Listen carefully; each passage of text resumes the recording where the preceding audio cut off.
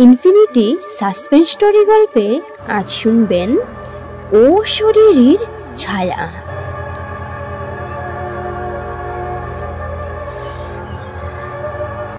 রাত তখন প্রায় 12:30। গ্রামের শেষ প্রান্তে অবস্থিত পুরনো পুরবাড়িটা দাঁড়িয়ে আছে শতাব্দীর পর শতাব্দী ধরে। অনেক গল্প প্রচলিত আছে এই বাড়ি নিয়ে। কেউ বলে এখানে এক সময় জমিদারের আত্মা ঘুরে বেড়ায়, আবার কেউ বলে এক ভয়ঙ্কর অভিশাপ লুকিয়ে আছে এই বাড়ির দেয়ালে দেয়ালে। রুদ্র একজন সাংবাদিক, এসব কথায় বিশ্বাস করত না। সে ঠিক করলো এবার সে নিজেই যাবে এবং সমস্ত রহস্য ফাঁস করবে। বন্ধুরা তাকে অনেক বোঝানোর চেষ্টা করলো, কিন্তু সে একরুকা। এক রাতে ক্যামেরা আর টর্চ লাইট নিয়ে সে হাজির হলো সেই পুরো বাড়িতে। গেটের সামনে দাঁড়াতেই এক অদ্ভুত অনুভূতি হলো রুদ্রর, যেন কেউ তাকিয়ে আছে তার দিকে। কিন্তু সে সব পাত্তা না দিয়ে ভেতরে ঢুকে পড়ল। চারপাশে ধ্বংসস্তূপ, পুরনো আসবাবপত্র আর জঙ্গলে ঢাকা ছাদ। টর্চের আলো ফেলতেই দেয়ালে কালো ছায়ার নড়াচড়া দেখতে পেল সে। কয়েক মুহূর্ত সে স্থির দাঁড়িয়ে থাকলো, তারপর সাহস করে সামনে এগোলো। একটা পুরনো সিঁড়ি বেয়ে উপরে ওঠার সময় মনে হলো পেছন থেকে কেউ একজন হাঁটছে। হঠাৎ পায়ের কাছে একটা ঠান্ডা অনুভূতি হলো। রুদ্র তাকিয়ে দেখল, কিন্তু কিছু নেই। গা শিরশির করে উঠল, তবুও সে এগিয়ে চলল। উপরে উঠার পর সে দেখল একটা বড় ঘর। দেয়ালে পুরনো ধুলো পড়া ছবি আর ভাঙ্গা জানালা দিয়ে চাঁদের আলো পড়ছে ভেতরে। হঠাৎ করেই একটা চাপা হাসির শব্দ শোনা গেল। রুদ্র দ্রুত পেছনে তাকালো, কেউ নেই।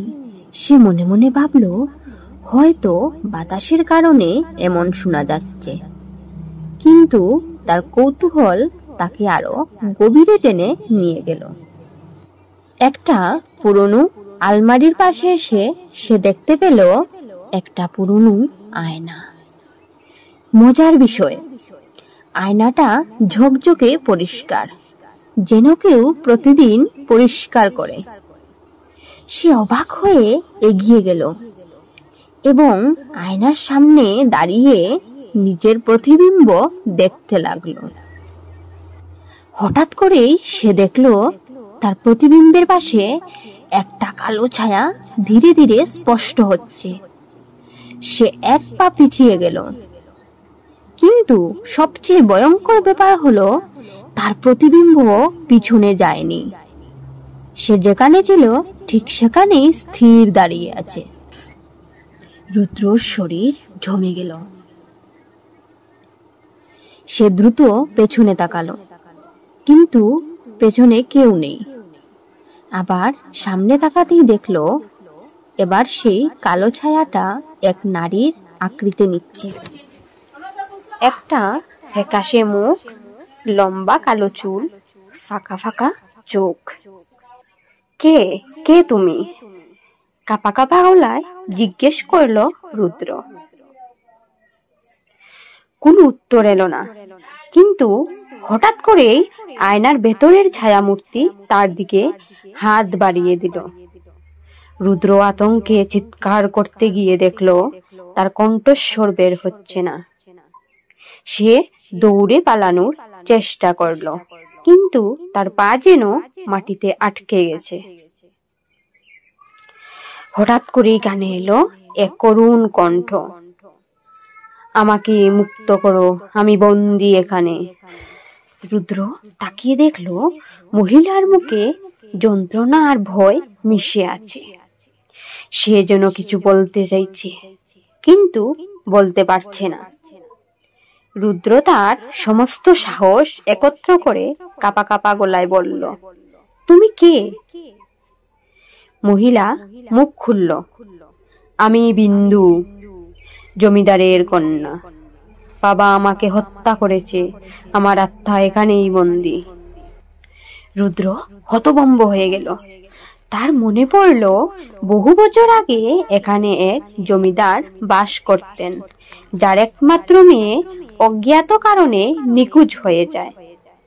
কেউ জানতো না সে কোথায় গেল। তোমাকে কিভাবে মুক্তি দেব? রুদ্র জিজ্ঞেস করল। মহিলা এক হাতে একটা পুরনো কাঠের বাক্স দেখিয়ে বলল, ওই বাক্সের ভেতরে আমার আত্মা বন্দী, দয়া করে ওটা পুড়িয়ে দাও। রুদ্র সাহস করে বাক্সটা খুঁজে বের করল। খুলতেই দেখলো তার ভেতরে একটা পুরনো রক্তমাখা কাপড় আর একটা সোনার চুড়ি। রুদ্র বুঝতে পারল এটাই বিন্দুর স্মৃতিচিহ্ন। সে দ্রুত বাক্সটা নিয়ে বাইরে এসে আগুন ধরিয়ে দিল। বাক্স পুড়তেই এক বিকট আওয়াজ শোনা গেল, যেন শত বছরের কষ্ট এক মুহূর্তে বিস্ফোরিত হলো। রুদ্র দেখল আয়নার ছায়ামূর্তিটা ধীরে ধীরে মিলিয়ে যাচ্ছে। বিন্দুর চোখে এক ধরনের প্রশান্তির ছায়া। সে একবার শেষবারের মতো হাসল, তারপর চাঁদের আলোয় গলে গেল বাতাসের মতো। রুদ্র আতঙ্কিত হয়ে বুঝতে পারল সে এক অসহায় আত্মাকে মুক্তি দিয়েছে। সেই রাতে সে আর এক মুহূর্ত দাঁড়ায়নি, দৌড়ে বাড়ি ফিরে এসেছিল। পরদিন সকালে গ্রামের লোকেরা যখন পুরো বাড়ির সামনে এসে দাঁড়ালো, তারা অবাক হয়ে দেখলো বাড়িটার পরিবেশ যেন বদলে গেছে। বাতাসটা হালকা আর আগের মতো ভয়ানক নয়। কেউ জানতো না গত রাতে কি ঘটেছিল, কিন্তু রুদ্র জানতো একটা শতবর্ষী আত্মা অবশেষে মুক্তি পেয়েছে। রুদ্র ফিরে এলো, কিন্তু তার মনে একটা প্রশ্ন রয়ে গেল। যে আত্মা মুক্তি পেল সে কি সত্যি শান্তি পেল, নাকি অন্ধকারের অন্য কোনো গুণে অপেক্ষা করছে নতুন এক অভিশাপ?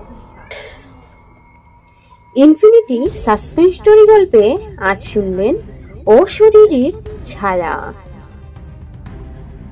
লেখক নারায়ণ গঙ্গোপাধ্যায়। গল্প পাঠে আমি অসীমা।